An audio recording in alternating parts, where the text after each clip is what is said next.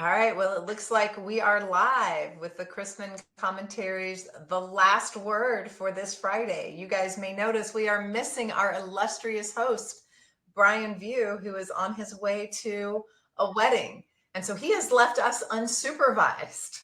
So I don't know how this show is going to go today. I have no idea how it's going to go. I feel like without BV, our anchor is Kevin today. I can't believe he didn't just try and do it from the car. Like we've all done that multiple times, but I guess he's not committed. He's not committed, KP. Do you know who's committed? Is Rob Ritzman. I did a podcast with him. He was like driving from Memphis to somewhere else. He pulled over. I swear to God, there was like a cemetery in the middle of Tennessee in the background. He just pulled over on the side of the road. I swear to God, there was a cemetery. The guy's a legend. I mean, if you're ever in Savannah, I highly suggest doing the Bonaventure Cemetery tour. It's really, really good. I don't know that there are other places you might recommend a cemetery tour, but that's one of them. So if you ever make your way down there, do your podcast in the cemetery and then take the tour. Yeah, you did one of these for last word on your way in from Savannah. Anyway, that was special. Okay, so let me just tease up a topic, and I'll let the ladies go first. But let me just say this. I mean, obviously, it's disappointing that we aren't creating as many jobs, which means there is labor pressure for job losses. But there is a difference. So if we're clapping and cheering and saying, yay for weak labor report, it's less being created. I guess you can cheer for lower rates, not necessarily that jobs are being lost. Although in June, it was now revised for the final time, was minus, I think, 19,000 jobs or 16,000 jobs, something like that, or 14, I don't know what the exact numbers, but there was outright job losses in the month of June. Rates are getting pretty low. How does this speak to our pipelines, the way we talk to borrowers, the way we're going crazy right now with all of our talk about home affordability? How does it help that? Ladies, go. Christy, you want to start? Man, that was like you just threw the whole thing, everything but the kitchen sink. The entire mortgage industry. Yeah. Right. And when you read the data says, and again varies by market, but what the data is telling us is buyers still aren't getting back in the way that we would expect with this change in rates. They're expecting more changes in rates than what we're seeing, or they're hopeful that there's going to be even more. You're seeing sellers pull back from the market. We aren't seeing as many listings come into the marketplace because sellers are like, hey, we've seen prices drop. I'm not willing to sell for that, so I'm going to hang on. We're seeing builders give tremendous incentives. I saw one where the interest rates are starting at 1.99, and it's obviously a multi-tier, go up to 2.99, 3.99, 4.99, but then it kind of stops at 4.99. So you are seeing some tremendous incentives, which tells me that the psychology of our borrowers isn't quite ready for the market to rebound. That being said, ahead of the show, Courtney, we were talking just a little bit about what's happening with payoffs in the servicing world. So maybe you want to kind of jump into the psychology and the trends you're seeing there. You blipped out a little bit, but I can pick up the end of it and run with the consumer behavior here. Apparently, I have a dicey connection. From a servicing perspective, everything is psychology, which is maybe why I'm appropriately positioned. I would say that there's two. One, payoffs are crazy. We started with that, but there's some interesting things in higher rate environments that shift to lower rate environments. And one of them actually is that we can offer loss mitigation solutions that make sense. One of the hardest things in the context of the higher rate environment is that if you have a 3% mortgage and I can only offer you prime or prime plus whatever, it kind of doesn't matter. Your payment still goes up, right? And so that's not a lot of assistance to a consumer. And we've had consumers be like, how dare you offer? It's kind of like, well, the rules require, right? So there's a HUD rule coming up that is going to give a little bit relief to that. There's this concept of the 40-year modification. That's a little bit controversial. Another issue you know, that we're seeing a lot and will become relevant, right, as we go up and down in the rate arena that we're in, is SCRA qualified borrowers. So there's Chrissy's nodding. Not everyone in the lending community realizes that there is a baseline interest rate if a service member goes on active duty. If they acquired a mortgage when they were not on active duty and they're activated, they do get interest rate reduction, foreclosure protections, and other things that become relevant in this interest rate environment. When we were down in the 3s and 4s and 5s, it wasn't as relevant. And so, you know, from a servicing perspective, you know, I'm asked a lot, what would you be doing right now to prepare for whatever? And I would make sure that your DoD database scrubs are super good, if they're not already, right? And you really want to look for any way that you can help folks afford their home in this environment. And don't forget to add the Space Force to your list of DoD scrubs. Yeah. Right? I'd be embarrassed when somebody was reading a policy and they said, you know, it included every single one except the Space Force. And I'm like, wow, that is actually super embarrassing since my son is in the Space Force. So make sure you add the Space Force to your list of things you scrub for. Is he moving to Alabama? He's not moving to Alabama. He actually just got his new duty station. He is staying in Colorado. He's very, very happy about that. He loves Colorado. And he loves the gig that he is in, even though I don't get to learn much about it. It's one of those things that, hey, Mom, yes, I do something. It's cool. Can't tell you about it. I have a paycheck, Mom. Don't worry. Well, they're moving the headquarters. So the headquarters is in, I think it's Peterson or Schriever. And that's not where he is. But that particular piece of that unit, the headquarters is going to be moving to Huntsville, Alabama. There he is. And I say that with authority, and my entire authority comes from something I read on the internet. This is not like inside baseball from my kiddo. I love that addition. I read this on the internet, so it must be true. I love that. I love it. Thank you for adding that addition, because I feel like nothing is true anymore, and everything is true, right? Can we talk about not just the crazy angle of my phone here, which will not, I cannot get this thing. There we go, a little better. Can we talk about how real-time data matters?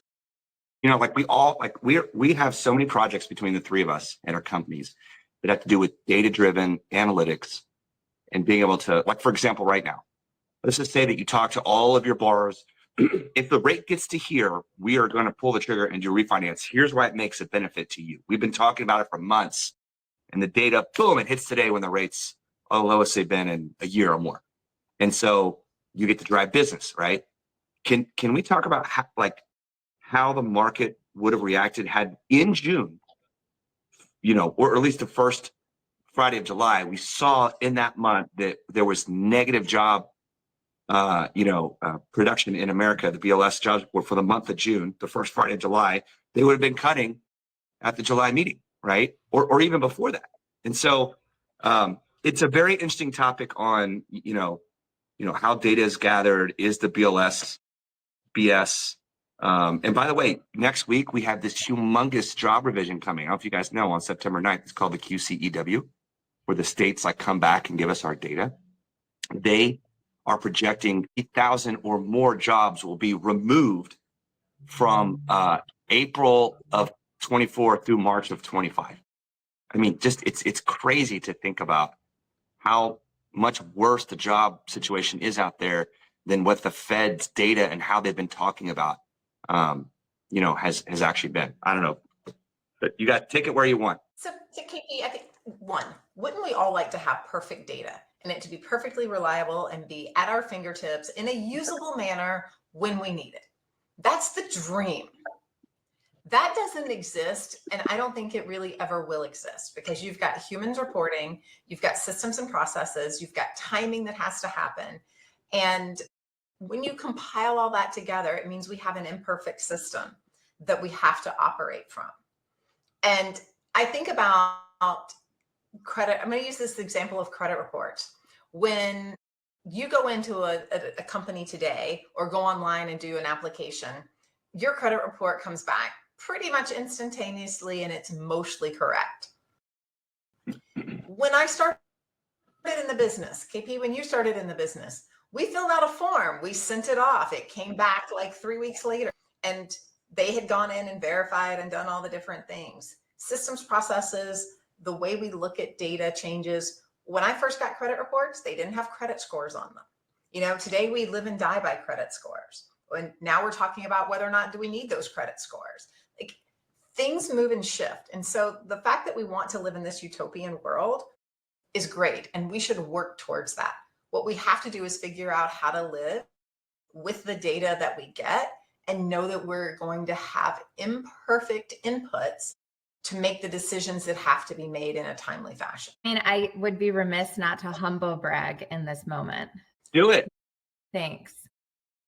So for the past 2 years, I've been working on incubating a servicing project that has data in the middle instead of a 6-year-old system. That is the difference between CMG servicing and all of the other servicers. And we moved 80,000 loans to our platform this week. And so that is why I am here in all of my glory. And, you know, the benefit of putting data in the middle and not relying on this 60-year-old technology that the industry continues to offer us as the center point, right, of what we're doing in servicing and origination has the same problems, you know, ends up with these ecosystems where we're jamming the next innovation in. And, you know, Kevin, the good data or the consolidated consumer, like all of these things are like hypothetical, amazing things when your house is built on sand. Right. And everybody's houses were built, you know, intelligently based upon when they were born. Right. But the opportunity that my team had at CMG was, you know, if you could use best available technology today, how would you build a mortgage servicer? And, you know, Chris had the courage to make the investment to not just take the standard issue tech from the Dark Lords or from, you know, Sagen or, you know, the 2 available technologies. And instead, you know, we built a modern data environment, which is going to serve as the platform for all consumer data, right? Because servicing is the longest data relationship we have with this consumer for the rest of, you know, our time at CMG. So we're just going to be able to fertilize this new built in 2024 database to do that. And I think that, you know, I know you guys speak on a lot of panels and you're in a lot of different places. And I think that the topic du jour these days is the AI, right? Like what's going on in the AI and what are the AI strategies? And the tricky, sticky, ooh, I like that. It's a tricky, sticky wicket about the AI in an umbrella context is that, you know, if you put shit in, you're going to get shit out. I don't know if I'm allowed to say shit on this program. Robbie's going to slap your hand. I'll do it myself. Yeah, he's going to put a note in the chat and then he's going to censor. You'll get a censor bubble. Yeah. And so I think that some of the coolest use cases in AI are when you do have your information organized and programmed where it can be reliable. Can we take humans out of the loop entirely? Absolutely not. But by using modern technology, by using modern business process management, but more so than ever, putting data in the center instead of these old systems, you know, you can really see a platform for how this can evolve when you start in the right place. If you've got an old setup, I think it still can be done, right? But I do think that you have to focus incrementally on where you want to be. And Kevin, to a lot of the points that you made, you kind of have to be in the consumer space, right? Like that's where the sales ultimately are. That is not a super positive comment for all of the servicing people that attend this LinkedIn Live every week. I know there's just hordes and hordes of servicing people just all over the place. But for, you know, sales and making new loans, which is what this business is, right? Those investments in the consumer space are amazing. And if anybody wants to talk to me about these things, I would love to talk about them to help you help yourself, because they're very long and winding roads and take people with capital and faith to establish. And so it's a good week in CMG servicing. Congratulations. That's a big move. 80,000 loans. Yeah. 1 week. Yeah, it's been a big week and we still have more to go. I'll send it to you two later. I made a video for Chris after day 1 and my update was exploded. We're good. Like, um, you know, catastrophe is always what you're worried about. And moving loans and servicing land is never a clean and clear experience. But take the wins as you get them. yeah, the team rocked it out this week, and they're managing the issues that naturally. Well, apparently, if you need a vacation. Yeah, I needed a little break, so I'm taking a little break with my BFF. Well, if you New Orleans has a great cemetery there, so I was going to say, it looks like you're glowing. Your forehead is shiny. The light is right above your head. Right? It's like a halo. You sound like my child. You've done the Lord's work this week, boarding 80,000 loans in a new data system. Yeah, Monty, my 12-year-old's favorite joke, Kevin, and I'll give it to you because we have this relationship, is that mom has a 5 head, but she has really big brains. So watch out. Oh, that's nice. Hey, well, the next time he says anything like a 5 head, say, you know what comes after 5, right? Go 6, 7. I'm sure you heard that one, right? Christy, you're out of the loop. It's a rap song. All the kids, especially Monty, they all know it. So you've got a good comeback for him. It's all about the 6, 7. Okay. Well, you guys are it'll be our intro song next week. Well, I love that I was just kind of throwing out the whole data thing, and it turned into that's a really incredible feat for you and CMG. So thanks for sharing that with everybody, because I think those are the kind of things that I think people want to hear about. It's possible. It really is possible. And I think that there are some vendors in the marketplace now that are working on more collaborative models to foster innovation. Innovation's so hard in the mortgage space, particularly because of the stronghold that some legacy systems and legacy vendors that have gotten very large, have in the space. And so I think that I was told by a really great mentor of mine a few years ago that I should stop working from the tech side and stop trying to convince mortgage servicers to do things. And I should trick somebody into letting me deploy things. And so I'm grateful that Chris George let me trick him, which is not the case at all. You can't trick that man. I will say, it's so funny you said that, because you do have to trick, CEOs at times into thinking something is the right path, let's be honest. If you're Chris George, you've got this great company, you have this platform, it's working just fine. Why do you need to spend money on this thing, right? Like, what is the ROI? When will it come? What will it be? How do you show a CEO, because he didn't have to spend that money. He didn't have to do that. And he's just fine, right? And so it is a true investment. And it says a lot about, him and the team and you guys having future plans of where to go after that investment. And people, people don't have to make that kind of investment. Good enough is just fine for most people, if you probably noticed in the servicing space. So kudos to him and kudos to you and everybody else for doing that. Very exciting. Very exciting. Okay. So Kevin, can we go back to Alabama there? So I can moving there. Are you in Mobile? Out of Alabama. Am I in Mobile? No. But out of Alabama, there was a bill introduced, and I think it was in the Senate, but it could be the House. I'm just going to make that kind of stuff up at this point. Somebody out of Alabama introduced a bill around mobile homes to try to help with affordable housing, and talking about, the longstanding rule of, does it have to have a chassis? How do states get to regulate this? And what is the impact on affordable housing?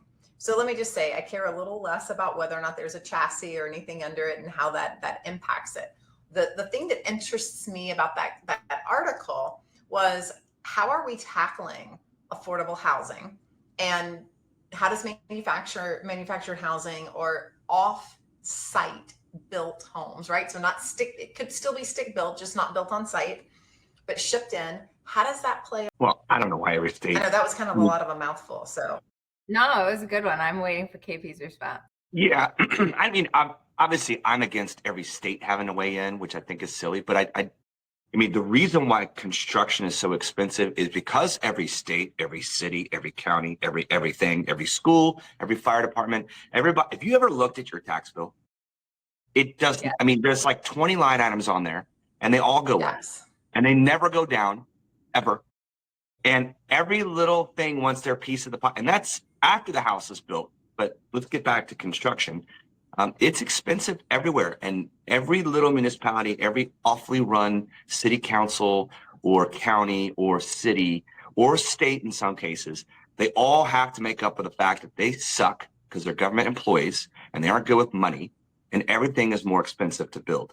Therefore, an offsite modular home or manufactured home or some kind of new technology and way of building a home to then put it on site, like I'm all for that, right? Or else, what is the working class going to do when it comes to putting a roof over their head?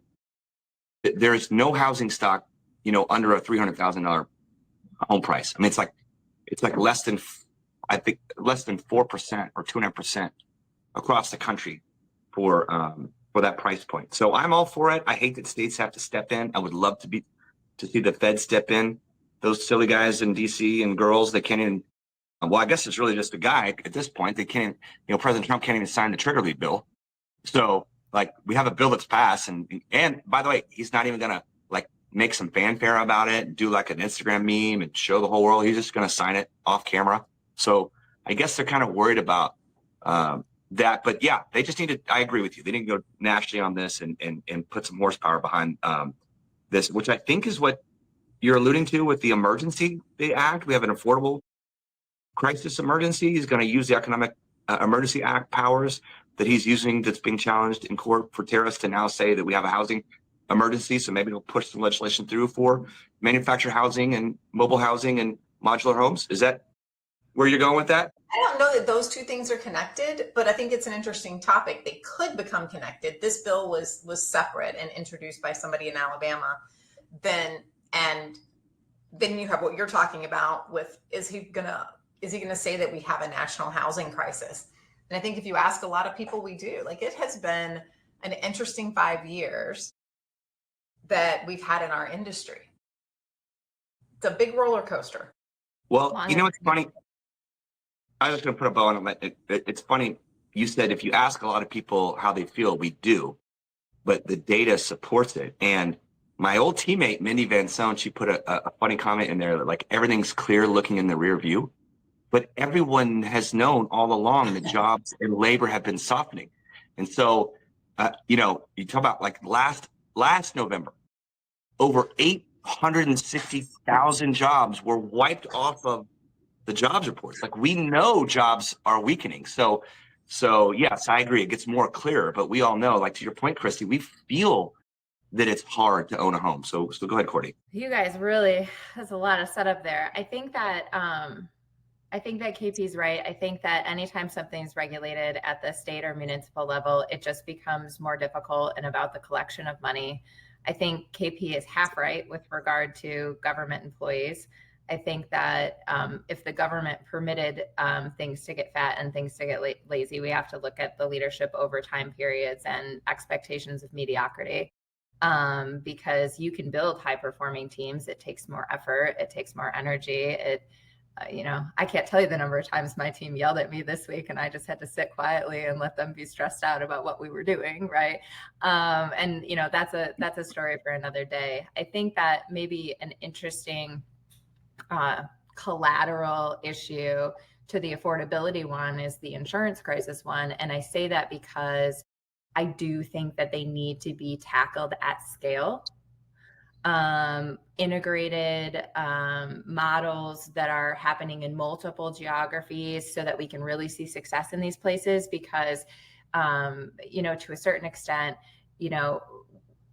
we need that amount of energy to change these types of problems. And, whether you want to call it climate risk or climate change, that's in conjunction with the insurance one too. And where are there large groups of minds getting together to start rolling that boulder up the hill? Because it's absolutely a boulder. It's there. It's going to have to be addressed. And unfortunately, a lot of these things don't get addressed, like even climate change being built into MSR pricing models and things like that. It's not happening everywhere, right? And, I think that these things don't happen until it actually hits the pocketbook. And some of these issues, including the housing crisis, including in terms of affordability or as insurance plays into it, it's going to be much harder to roll the rock up the hill if we don't have collective effort toward it. So, is it a national emergency? I don't know. If that's the conduit to, push real change, then I don't know that I would be protesting against it. Yeah, I agree. So the key word is just say everything's an emergency. You can do whatever you want.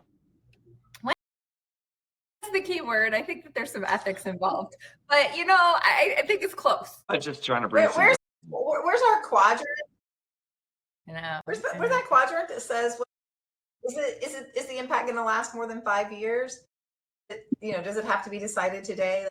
Where do we bring some rational, logical thought into, and some prioritization into how we handle some of the things that are going? Well, not just mortgage. I was going for a higher level, speaking about our government. Where should they be spending their time and allocating it? We're going through this process with ResBog right now, talking about what are the things that we need to focus on, and have MBA focus on for next year. There's no shortage of topics. Now becomes a prioritization to talk about what that should be. Well, and I think collective energy is really important to all of these issues. I don't really want to sit in another room at another conference to listen to the problem about this or the problem about that. Who's going to have some cojones and start suggesting solutions in the context of these things, or groups like ResBA? If everyone in these groups agreed to talk about the same thing for a year, instead of going all over the place or just talking about the negative stuff, what could happen? I'm back to rolling boulders up hills. Apparently I need to roll some boulders this weekend. Are you going? Is there another Michigan mortgage conference or something? And I mean, you guys gonna go hang out at the pool? And is that where Brian's at? No. I don't. You sales folks, man. I love you both genuinely and generally. But yeah, your sales conferences. I mean, I'd love to come talk about servicing and leave, but yeah, I'm not going to be at the pool in Michigan with Michigan people in the swimming pool. Nope. Well, trade show. Yeah.